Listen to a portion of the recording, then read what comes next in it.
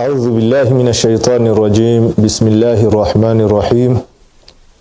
الحمد لله رب العالمين حمدا كثيرا طيبا مباركا فيه، والصلاة والسلام الأتمان الأكملان على خير خلق الله سيدنا محمد وعلى آله وصحابته أجمعين.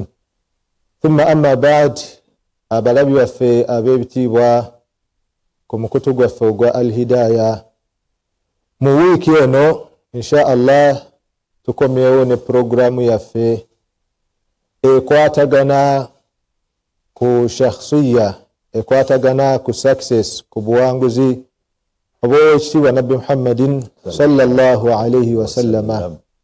Butya bwe yatuuka ku buwanguzi, butya bwe yasobola okukulembera ne wayitawo emyaka gino gyonna 1400 n'omusobyo, umma ye neesigala nga ekyatambula.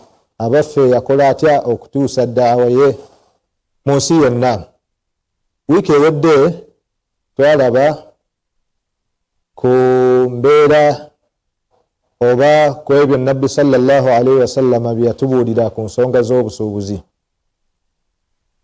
Bashekhe ne babinnyonnyola naye tebaatumalirayo. So leero insha Allah tujja kuba tuwunzika topic ekwatagana ku by'okusuubula, naye nga mu studio leero era tulinayo shekhe waffe Ashrafu Kaira atuwe ku salaamu insha Allah. Assalamu alaikum wa rahmatullahi wa barakatuh. Wa alaikum assalam wa rahmatullahi wa barakatuh. Awamu ne Shekhe Abdul Nasir naye tuzze naye mu studio abeerenga atuwe ku salaamu. Assalamu alaikum wa rahmatullahi wa barakatuh. Wa alaikum assalam wa rahmatullahi wa barakatuh. Abalawi waffe abalungi, omulundi oguwedde twatunuulira ensonga za ekonome n'engeri sallallahu alayhi wa sallama gye yayigirizaamu ebyobusuubuzi. Insha Allah wiiki eno tujja kubeera nga tutunuulira shakhsiyatu annabi sallallahu alayhi wa sallama ma'a al-usra. Owekitiibwa Nabbi Muhammadin sallallahu alayhi wa sallama butya bwe yasucceedingamu, butya bwe yatambuzaamu ensonga za family, ensonga z'abantu be abewaka. Sheikh Ashraf Kaira, tafaddal ku nsonga eyo. Bismillahi rrahmani rrahim. Alhamdulillahi rabbil alamin. Wassalatu wassalamu ala al-mab'uuthi rahmatan lil alamin. Sayyidina Muhammadin wa ala alihi wa ashabihi ajma'in.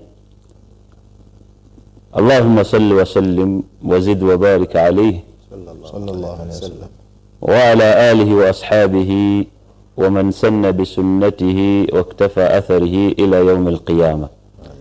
أما بعد، السلام عليكم ورحمة الله وبركاته. وعليكم السلام ورحمة الله وبركاته. الله تمتين لذا اتسيلا شنا تمتين الله نبتين دو ebijjuvu ebitaliimu bukendeevu.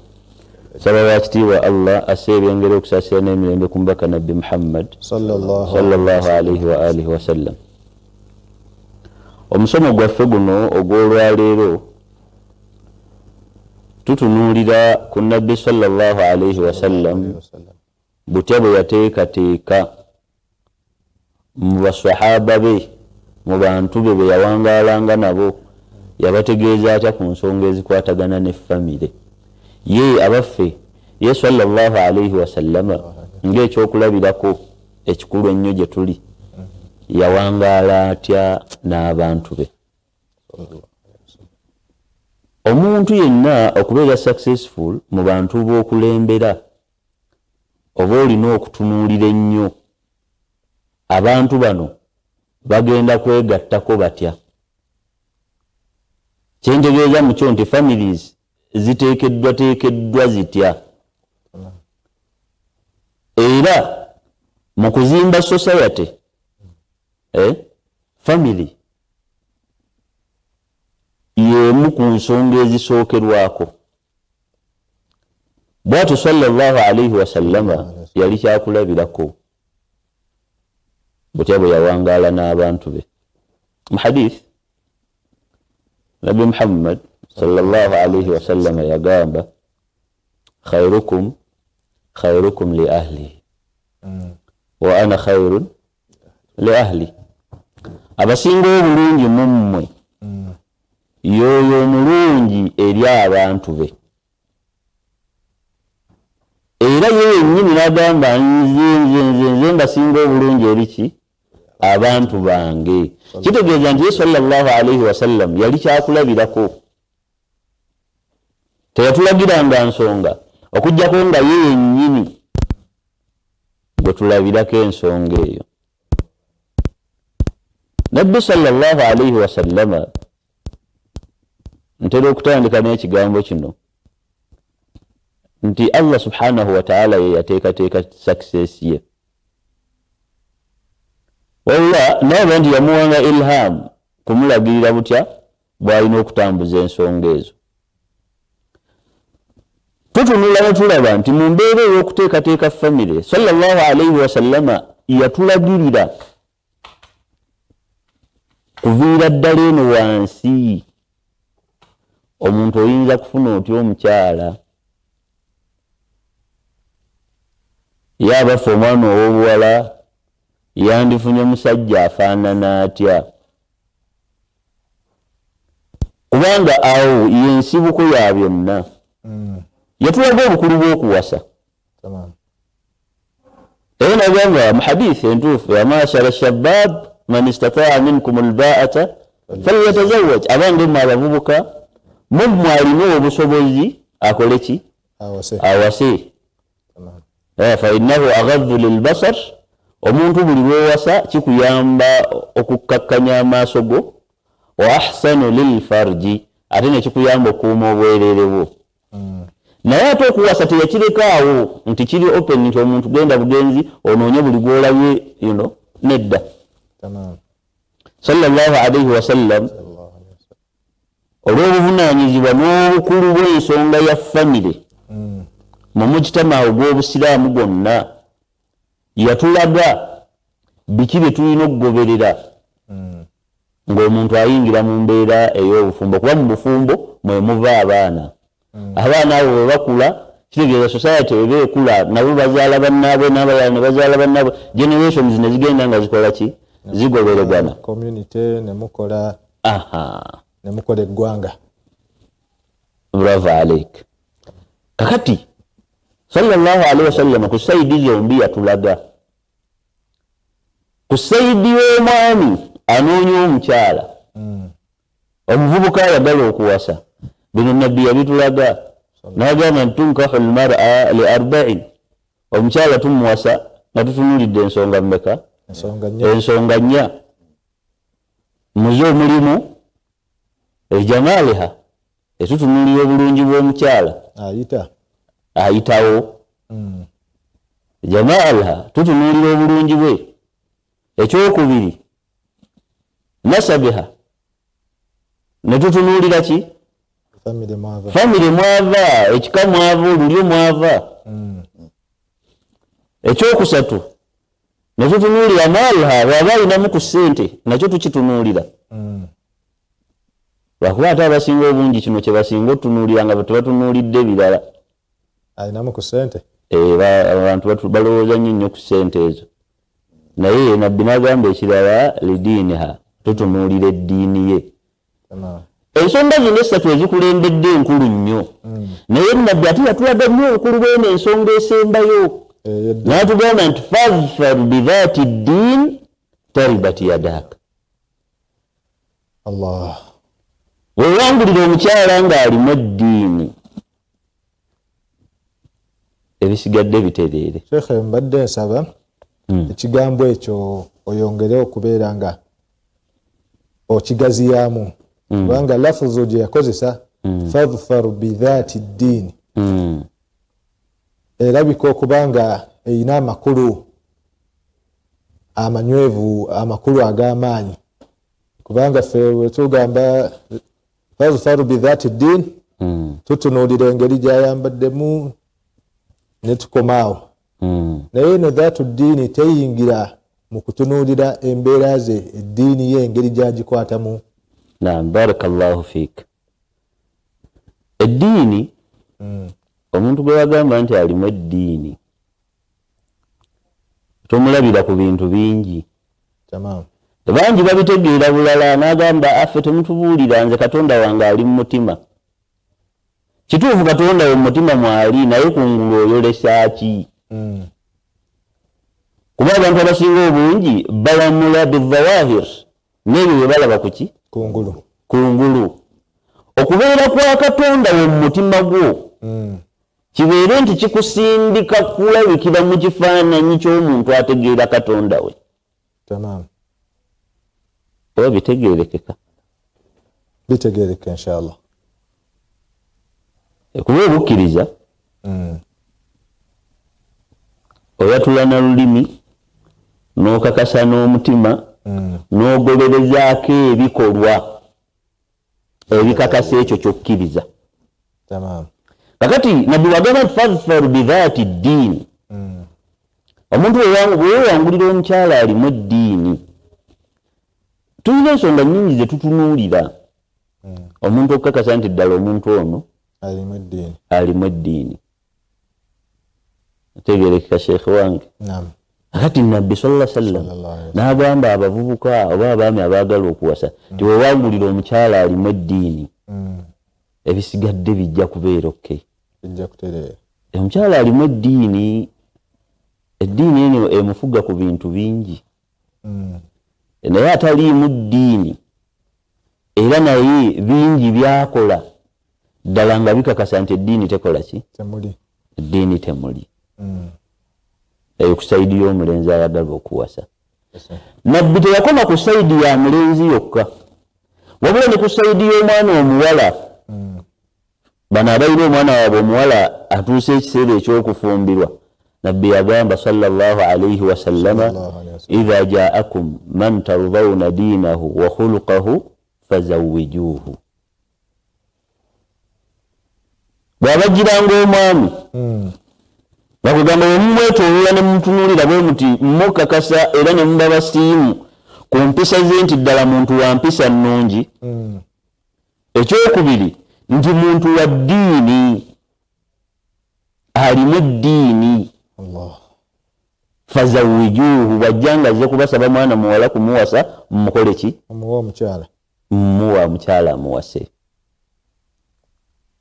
Olw'ensonga nti singa muba temukikoze ekyo mube nnyini bannannyini mwana muwala ono mube mumaze okuyetingawo ekikemo, muba mumaze okuteekawo ekikemo mu nsi.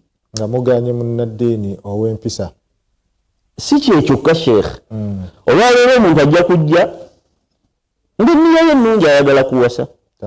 Eddiini bismillah masha Allah.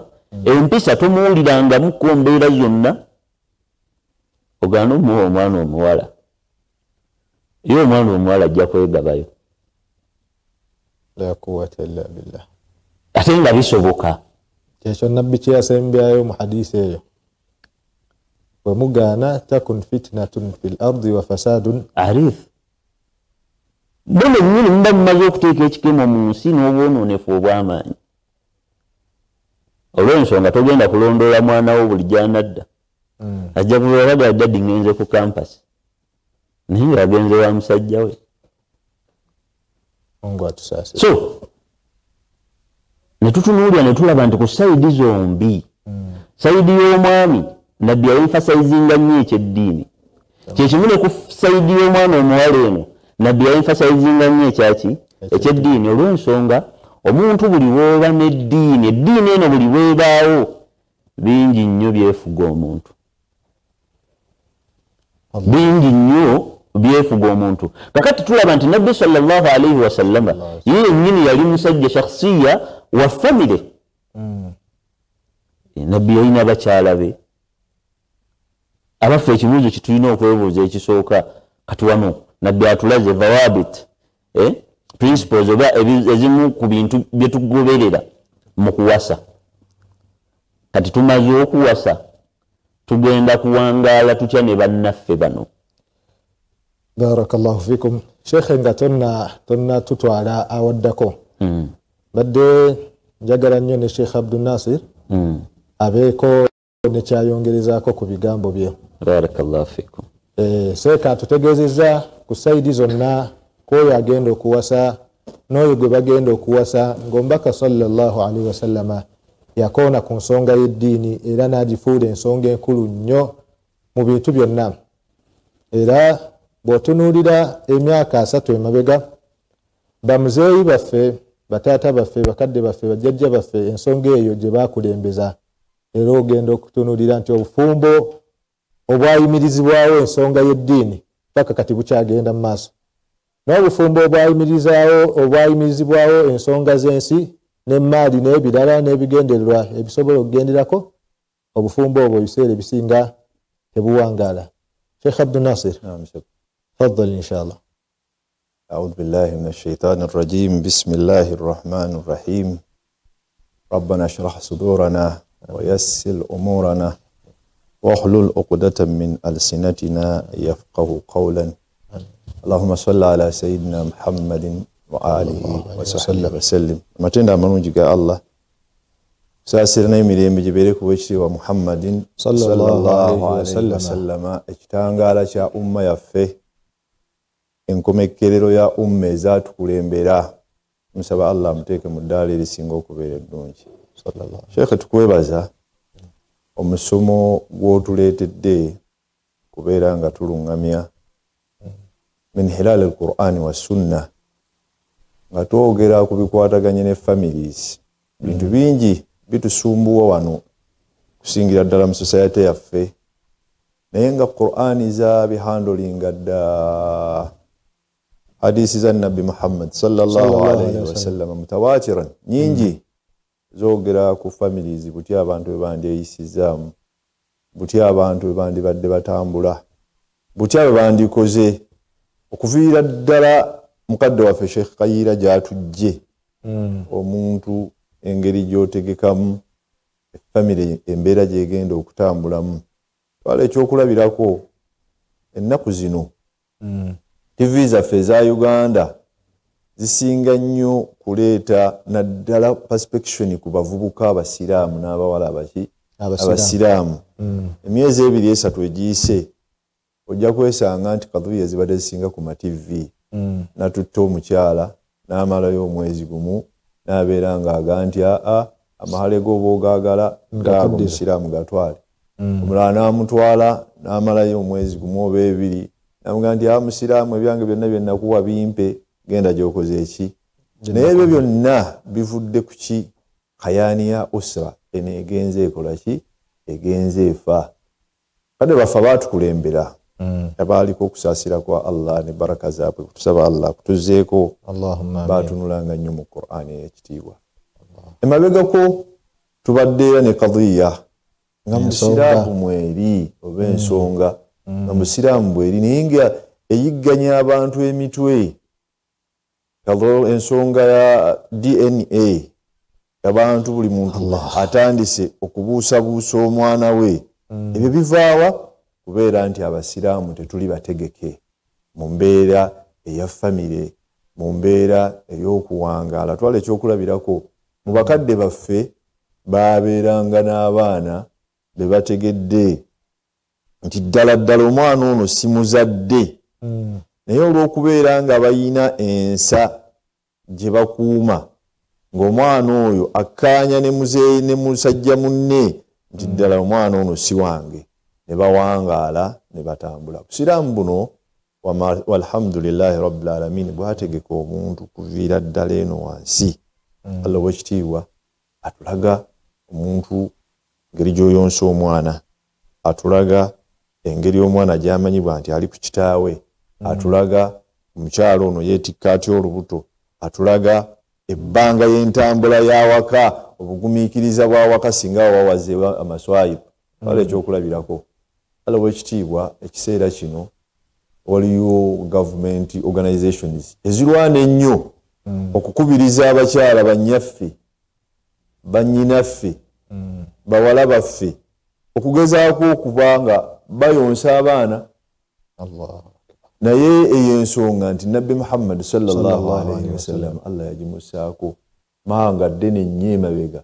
Tugamba Allah w'ekitiibwa mu Qur'ani, a'udhu billahi minash shaitanir rajim, bismillahir rahmanir rahim, yagaa nti wal walidaatu yurdi'na awladahunna hawlayni kamilayn liman arada an yutimma radaa. Nti abazadde mwembiriri buvunaanyizibwa buli shared. Nti mwandiyonsezza abaana bammwe, omwana n'asigala ku bbeere lya maama we haulaini, emyaka 2 emijjuvu kamilaini, emijjuvu obulungi, liman arada an yutimma radaa. Kwoyo omuntu yandiyagadde ekyana kye kikule nga kirabika mu mbeera eri healthy ey'obulamu obulungi. Naye ennaku zino bwe tukeera ku makya, omuzadde n'akwata wano, omusajja n'omukyala n'akwata wano, ne tugula amata. Olumu tuteera n'okubanywesa ag'embogo, ag'ebisolo ebirala, n'osanga ng'omwana sulukiyaati oba empisa ezimuvaamu za nte oba za nsolo ndala oba kuboggola kye wamuteekamu. Obusiraamu bwakugamba kirala. Muzo mu aya endala Allah ow'ekitiibwa yagamba nti wa hamluhu wa fiswaluhu, omuzadde ono yandyetisse omwana we emyezi 3. Ne tubeera nga bwe tutambulira mu kayaani eyo, obusiraamu bulina ebintu bye butusomesa nga tusaana tubeere nga tubitunulamu. Twala ekyokulabirako aya ezebbiri zenkuleetedde, ojja genda okwesanga emabegako nga kadhiya ya DNA. Eriyo ebigambo ebijja ne bigwa mu society nga singa biba bihandolingiddwa na Qur'an ey'ekitiibwa ne hadisi za Nabbi Muhammad sallallahu alayhi wa sallam nga byandibadde tibiwawaaza matu. Ekyokulabirako ow'ekitiibwa Muhammadin sallallahu alayhi wa sallam yassibwako aya etugamba okubeera ebbanga omukyala lyamala nga yeetisse eki olubuto lw'obusiraamu lubalibwa mu mbeera eya bulijjo myezi 9. That's normal.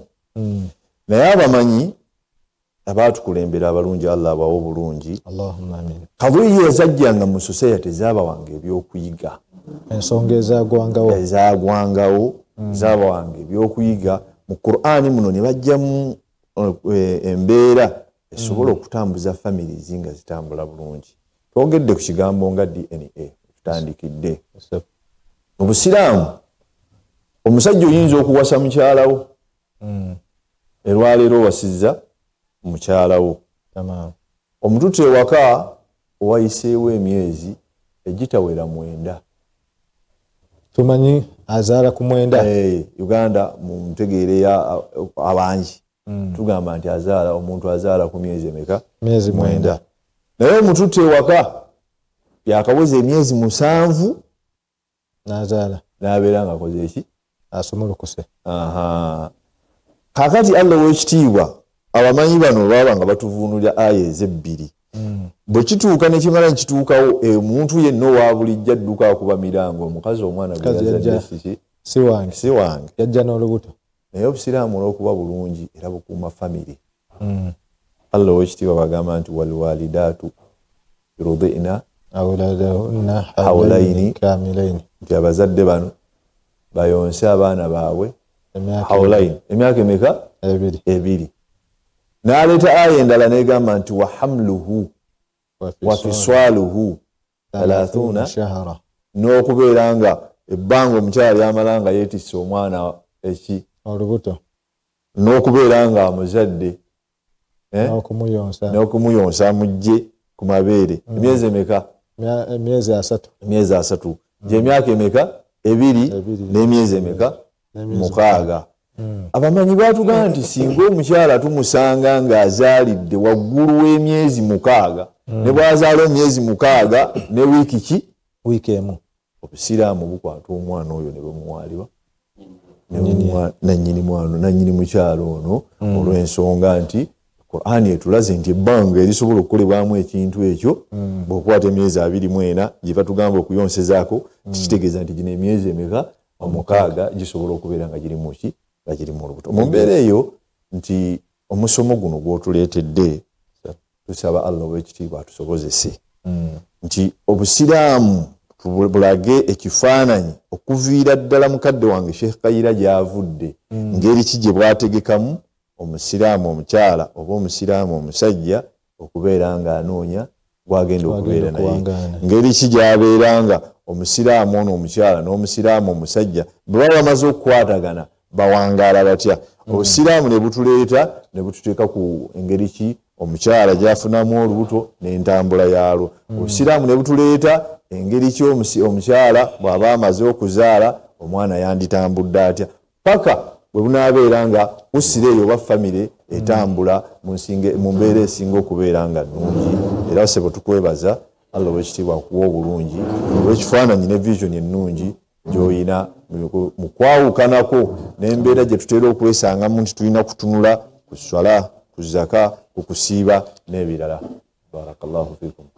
Abalabi baffe abalungi, obusiraamu ddiini ngazi era ddiini eyeetoolodde obulamu bw'omusiraamu yenna, nti obusiraamu tebukoma mu ibadaati, kusaala, kusiiba, kola hijja, zaka na mbeera bwezityo, wabula obulamu bwo bwonna, engeri gy'owangaalamu, engeri gy'okolamu emirimu nga bwe tulabye olubereberye, ekonome, okukuuma obulamu bw'omuntu n'ebintu bingi. Leero tutambudde ne basheekhe baffe ku nsonga ya famire. Omubaka Muhammadin sallallahu alaihi wasallama n'okubeera nti Mungu yamutumanga muntu ngaffe abeere ekyokulabirako, ekikwatwako oba ekirabwako, kubanga okubamu akafaananyi singa yali malayika nga yatugamba butya famire bwe tukola ki Betambula. oba nga teyalina famire ate yatugamba nti famire okugiwangaaza olina okugumiikiriza, twandugambye ye teyalina famire, teyalina baana, teyalina bakyala, naye byonna yabiyitamu nga ggwe bw'obiyitamu oba nga bweweetegeka okukola ki okubiyitamu. So n'atuwa amakubo butya bw'olina okutambula okuviira ddala ku ntandikwa ng'okola selection, n'atuwa amakubo bw'otuuka munda mu selection ng'omaze okulonda omukyala oba omwami, n'atuwa amakubo nga mumaze okufuna ezzadde, n'agenda ng'atutendeka. Ate mu ekyo n'atuwa ne solutions ez'ebizibu bye tusobola okusanga mu bufumbo. Kiragira ddala nti omubaka Muhammadin sallallahu alaihi wasallama wama yantiqu anil hawa in huwa illa wahyun yuha, tayogera okusinziira kwagala kw'omutima gwe wabula bubaka okuva eri Allah yamugaidinga n'abanga amuwa success. Sheikh Kayira, wabadde olina omulyango omulala gw'otugguliddewo nga tumaze okukola selection. Ensonga eyo nga Allah wakitiibwa bwatutegeeza mu Qur'an n'atugamba ba'da billahi minash shaitani rrajim laqad kana lakum fi rasulillahi uswatun hasana. Muteeke Allah yatugamba nti mazima ffe tuyina ekyokulabirako ekirungi ku mubaka Muhammadin sallallahu alaihi wasallam. Bw'onoonoonya shakhsiya, omuntu ayalabikiramu ekifaananyi ky'okwagala okutuufu n'empangaalo ennungi n'abantu b'ennyumba ye, ojja kusanga nga teri atuuka mubaka Muhammadin sallallahu alaihi wasallam. Sayyidina Amru ibn al-Asi atutegeeza mu hadith n'atugamba nti yabuuza omubaka Muhammadin sallallahu alaihi wasallam, ya Rasulallah, man ahabbu nnasi ilayka? Man ahabbu nnas ilayka, muntu ki gw'osinga okwagala? Kyeyavagamba mina nisai Aisha. N'ateekulamu mina nisai Aisha, mu bakyala gwensinga okwagala mu bakyala yani ya Aisha. Sahabiyo n'amubuuza wa mina rijali, ate mu basajja ye abuha tata wa Aisha naye Sayyidina Abubakar Siddiq radiyallahu anhu, sezaala w'omutume, ثاني اثنين إذ هما في الغار. tegerekeka nabbi yali ayagala nnyo bakyala be, ate talina bwe yalaganga nnyo nti gwe ate nkwagala nnyo ekyensusu okusinga kw'oli. Eyo nayo hadithi weeri. nabbi yawangalanga ne bakyala be mu mpangaala esinga okubeera ennungi. Maama waffe Aisha radiyallahu anha atunyiriza mu hadithi n'atugamba nti sabaqani rasulullahi sallallahu alayhi wasallam, baavuganyako mu misinde nabbi ne nabbi wa Allah, nabbi ne mukyala we Aisha baavuganyako mu misinde, nabbi wa umma sallallahu alayhi wasallam, nembeera n'obuzito bwe yaliko n'avuganya ne mukyala we mu misinde. yavuganya ne mukyala we Aisha. Aisha agamba nti sabaqani rasulullahi sallallahu alayhi wasallam, yanvuganyako mu misinde nabbi sallallahu alayhi wasallam, fasabaqtuhu qabla an ahmila al-lahmi, nemusinga namusooka nze olw'ensonga nali sinnagejja nga nkyali potable. Allah bavuganya mu misinde Aisha n'omubaka Muhammadin sallallahu alayhi wasallam, abafumba ababiri. Tunuulira laavu y'omubaka sallallahu alayhi wasallam. Kyava agenda mu maaso n'agamba nti fasabaqtuhu wa sabaqani, nenziramu era ne tuddukamu emisinde kwolwo nansooka baada ma hamiltu lahmi, nali mmaze okuteekako ki ennyama. Olira Mtume ye yamugamba faqala, kyeyava ngamba tilka bidhaaka, nkwesasuza luno lwenkusinze, nkusasudde luli lwe wansinga. Naye bangi abaami bali eyo ma ashabihi, bw'aba ne mikwano gye arudhu layina, mugonvu nnyo bulungi nnyo, era nga buli omu agamba nti teri muntu anyuma kuwangaala naye nga fulani. Naye ma ahli baitihi, wadde ewakaawe hayatun tasa narullahi almuqada, abumbujja. Era bangi ng'abaana emmotoka bagiwulirira eri, era atuuse buli omu n'anoonya waayita. Abandize okwaniriza, wabula buli omu n'anoonya waayita yeetegula ekibambulira. Bangi weebali nga tasaagasaagako na mukyala we, era sebo nga tebasobola yadde n'okuzannya kuba babeeko ne kyebanyumya ekyabwe. Biba biragiro, abeera Major General waka. Mu kwongerezaako awo okunokola mu budde bwe musabe ne kano tukayiseewo. Eriwo hadisi wa inkana fi kalam nti owekitiibwa Muhammadin sallallahu alayhi wasallam nga tulaga ekifaananyi ekirungi nti musajja wandisaazeeko ne bakyala bo n'abantu bonna ki. Riwaya egamba nti Aisha radiyallahu ta'ala anha yabuuzaako Mutume sallallahu alayhi wasallam n'amugamba nti ya Rasulallah, mu bakyala baani gw'osinga okukola ki? Okwagala. Bakyala b'oyina Rasulullah ani gw'osinga okukola ki? Okwagala. Tuyina ennaku zino omusajja mukyala wajja n'amugamba nti ntwalaako ne bweba ku birthday yange ngulireka keeki. N'awulira nga wallahi alinga gwe batisse eki. Naye Aisha abuuza nabbi ekibuuzo buli musajja kyeyandibadde asussiza ku mukyalo omu bwe bakimubuuza n'aba nga akyetegekedde. Nabbi sallallahu alayhi wasallam n'amuddamu n'amugamba nti anti ya binti Siddiq. Allah. Aisha gwe gwensinga okukola ki? Okwagala. Owekitiibwa Muhammad sallallahu alayhi wasallam yamanya nti birabika bikomyawo.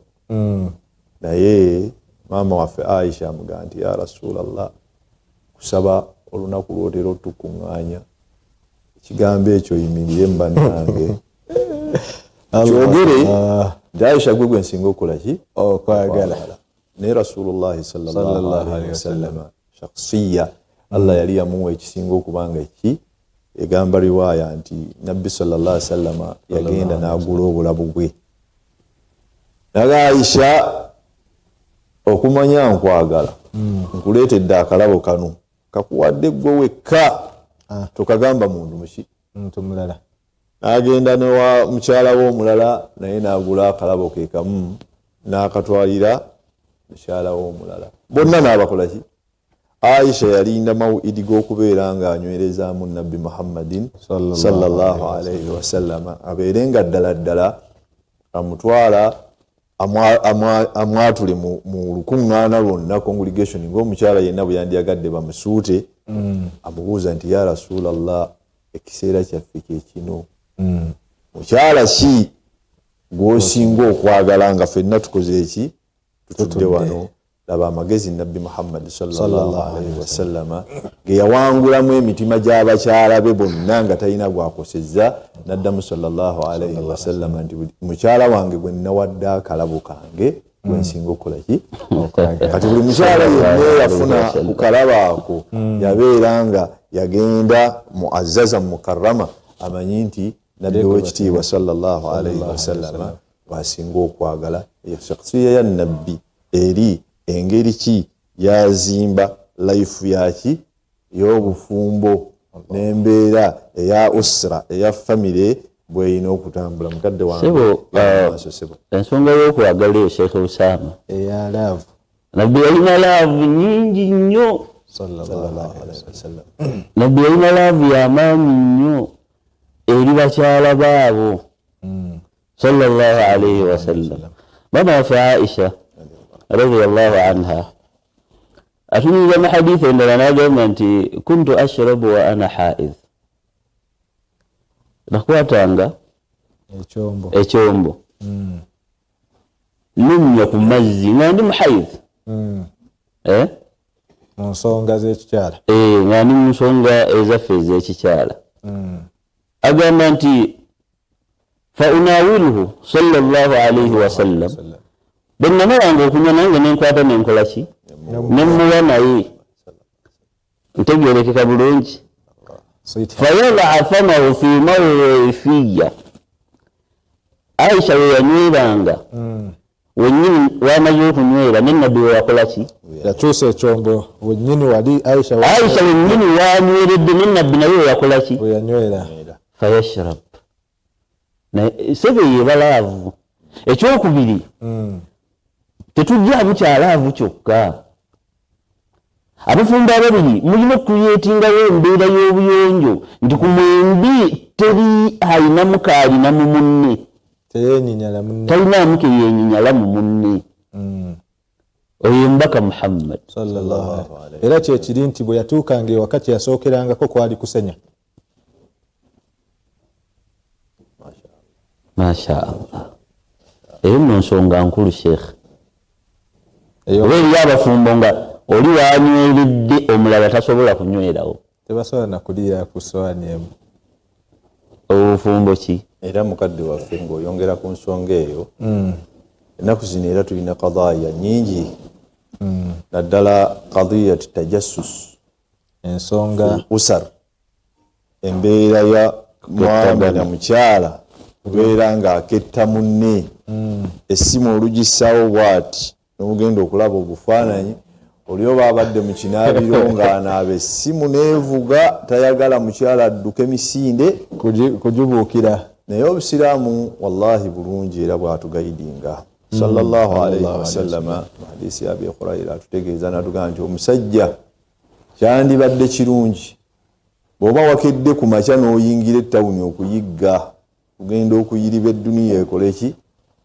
bw'okomawo ne banaaba ategedde nti ojja kujja bw'oba tolinga bannaffe bano abavuga zi bikers ennene nti ye bw'aba afuluma eri bajuwulira eddoboozi ne bamanya nti taata Mustafa akoze eki obusiraamu bwatugamba nti ne bw'obozze at least ng'ogenze mu parking eya galagiyo yita omwana omugamba nti Musa jangu anone bino Musa abali mu nnyumba basobole okubeera nga bakola ki olw'ensonga ki nti oyinza okusanga mu kifaananyi omukyalawo kyotandyagadde mukola ki kumulabiramu oyinza okwesanga nga kaduya gy'aliko oba ensonga gy'aliko eyinza okuleetera tuhamu eziyinza okujja obwesige wakati wo naye oyinza okwesanga ng'ali mu kifaananyi ennyambala gy'akoze eki gy'ayambadde bw'omutuusaako butuusa amaaso nga omubiri gwe gukola ki gwesiga obusiraamu kye bwapa butugamba nti nabbi sallallahu alayhi wasallam yatugamba nti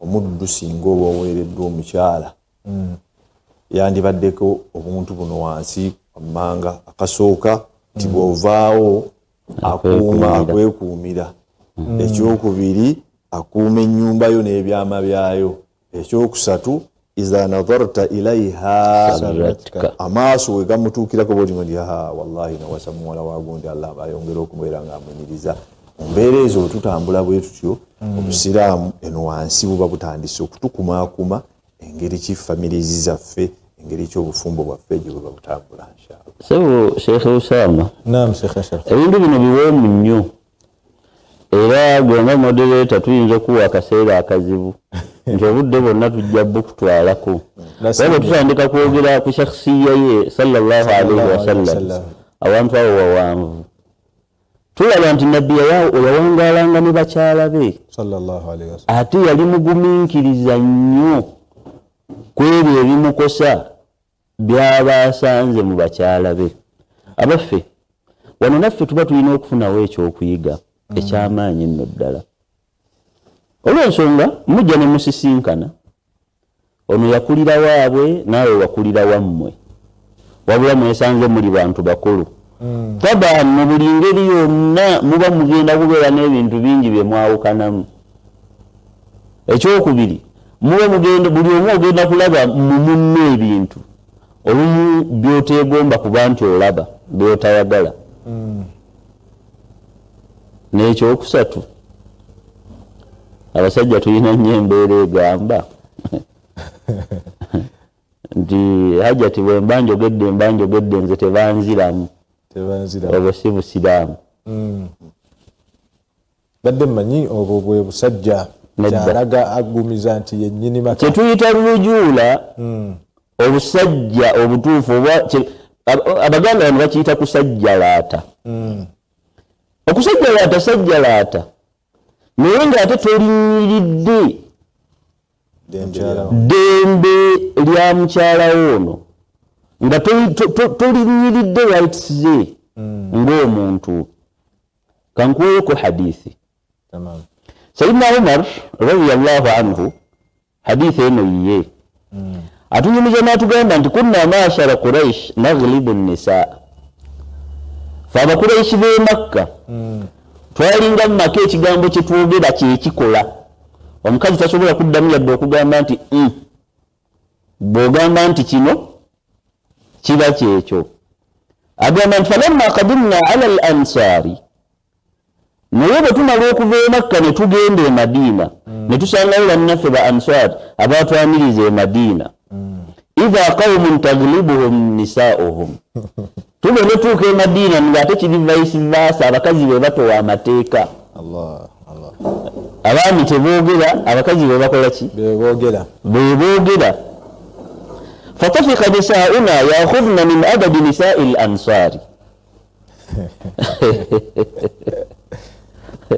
agamba tumala otuuka e Madiina bakyala baffe tugenda olaba nga nabo batandise okufuna empisa z'abakyala b'abannaffe bano bwe twasanga e Madiina. Ng'enkola y'abannakibuga ennaku zino. Ng'enkola y'abannakibuga. Bakyala batuula akola atya nze wange kino n'ekiri ogenda okudda ewaka nga byakyuse nnyo naye ng'ettabu weetudde akakiiko kaatudde misikini oli mu maka ago olowooza galimu na mukyala wa myaka 3 naye ng'afuga amaka ago wa myaka 62. Allahu akbar. Mungu atusaasire. Allah atusaasire. Naye Sayyidina Umar agamba nti bakyala baffe ne batandika okufuna empisa z'abakyala b'abannaffe bano bwe twasangawa e Madiina. Qala agamba Sayyidina Umar fasakhibtu ala imraati farajaatni kyenava mpanvulamuko ku ddoboozi eri mukyala wange nannyanukula. Abakyala b'e Buganda bagenzeeko mu bitundu ebyewalala nga bali baanukula ne bakoppa ku mpisa ezo. Agamba fasakhibtu ala imraati farajaatni faankartu an turaji'ni kyampisa bubi okuba nti akoze eki omukyala anziramu atya qalat kyeyava ŋŋamba walima tunkiru an uraji'ak lwaki otamwa okuba nti nkuddamu gwani lwaki otamwa okuba nti nkuddamu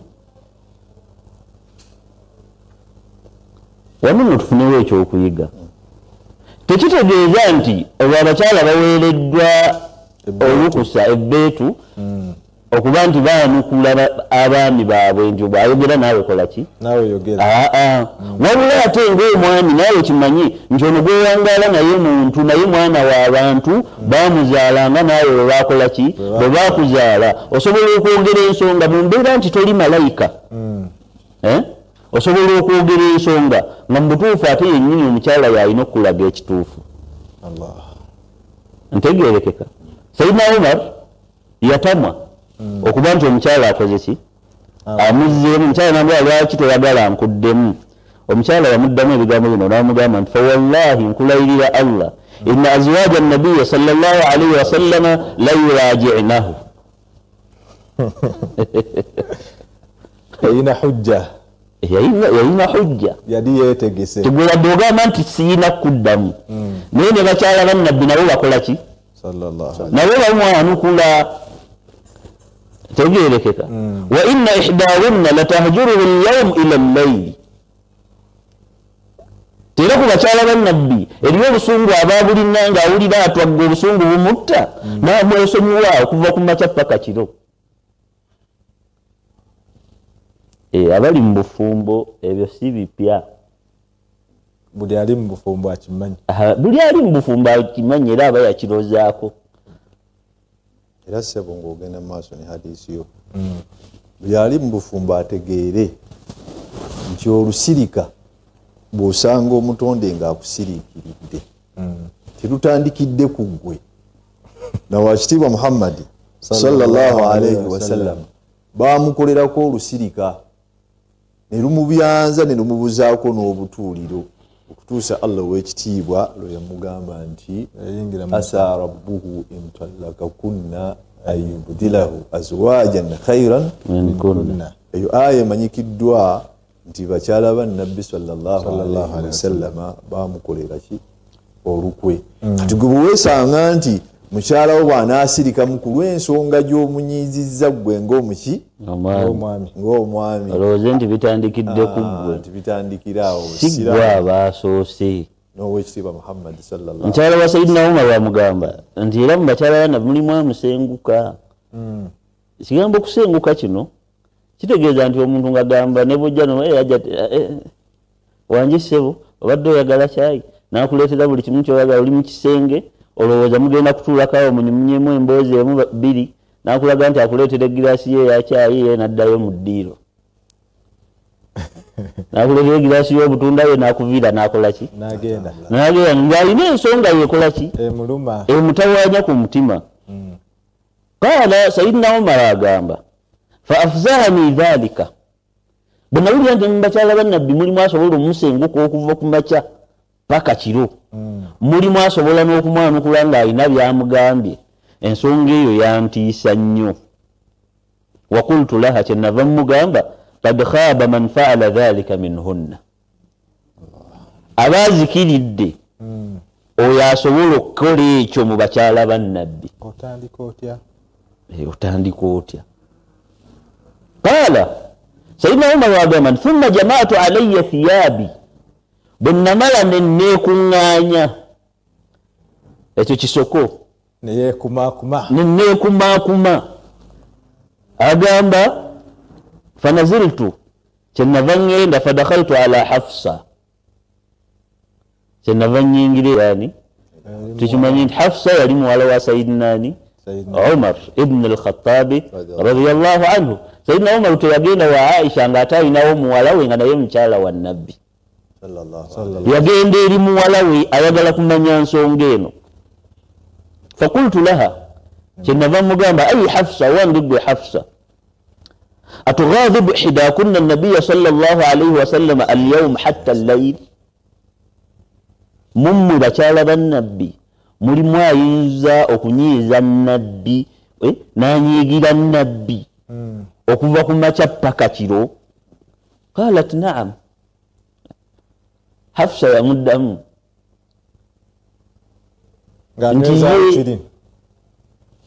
Hafsa yamuddamu nti ki nti ye kakati ekintu kitutegeeza abaami abali eyo nti olusirika teruli mu maka gaffe wokka nti webisookedde ne mu bakungu gyebiri ate mu bakungu bisukka jama kungu abaawo alina emirimu gino gimutawanya giri gimutawanya agenda tuuka ne bino bimutawanya ne bino bimutawanya n'obasanga nga bagamba nti abo nti omu asula mu kaalina waggulu omulala asula oluddawa mu kisenge kya wansi. Katumalirize hadithi eno. Hafsa addamu kitaawe amugamba nti ye qaala Sayyidina Umar agamba nti fakultu kyenava mugamba kad khibti wa khasirti. Bw'obanga gw'obikola Hafsa ofaafaaganiddwa era okubyeroosa eri ey'amaanyi.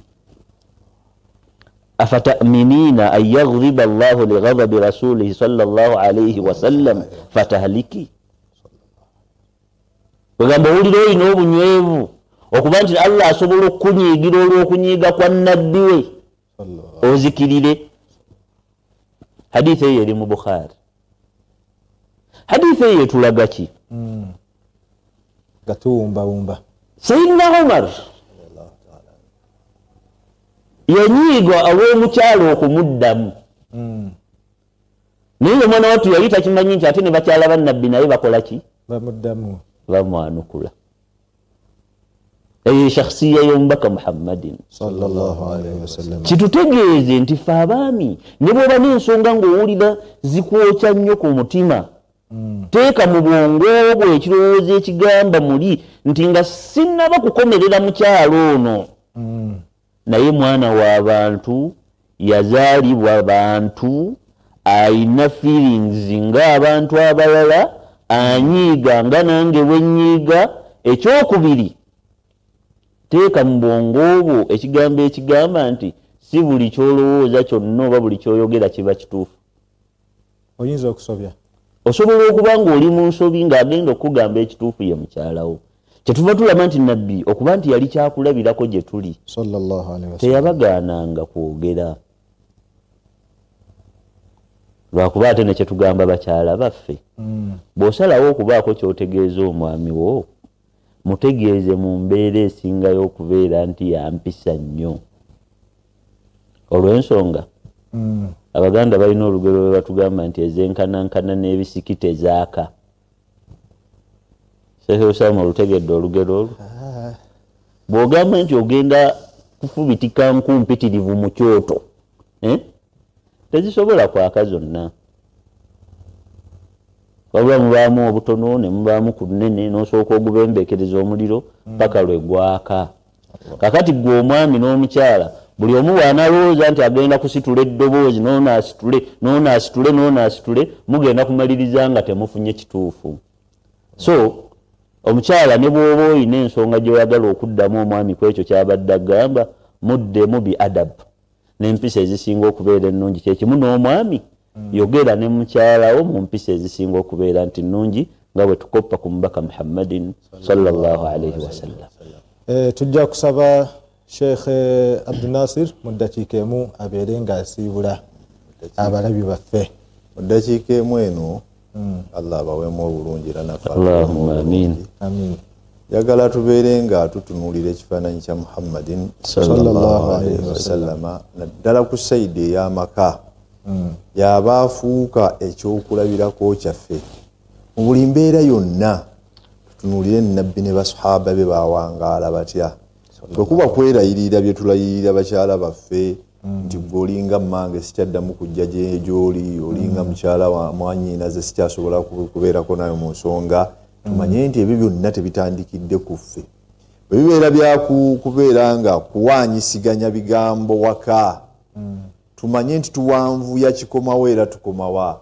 Omusajja ono buli bwazimba famire ng'eyimiridde ku ye ng'Obusiraamu bwe bwagikola ki bwe bwagigamba akuba nti obudde bubadde butukutte ndowooza tunaakyongerako ku harakaati ezinaaba ziddako mu maaso tumanye nti Obusiraamu bwe tuba tukulembezanga tunaakulembeza enjigiriza ya Nabbi Muhammad sallallahu alaihi wasallam ne guidance ya Qur'an mu bya family tujja kusanga mu makubo gano ne ku TV nga buli muzadde atambula yani yagadda dde wakanga bukyali naye tunasigala nga tutambulira ku bya media eza bulijjo be basajja abakulu bojjo okusanga nga parkinze mu parking wakirizi male kuwera sawa 5 sobola okubeera nga ddaye kasange nga bebase ate ku subuhi agenda asale jama silwa kubanja yagala nnyo jama wabula ayite mu buyisi asobola okubeera era baleka beba alabikenga bulaki so wala wekitiibwa atuweemu obulungi na omulabi waffe twebaza abashekhe waffe Shekhe Ashraf Kaira ne Shekhe Abdul Nasir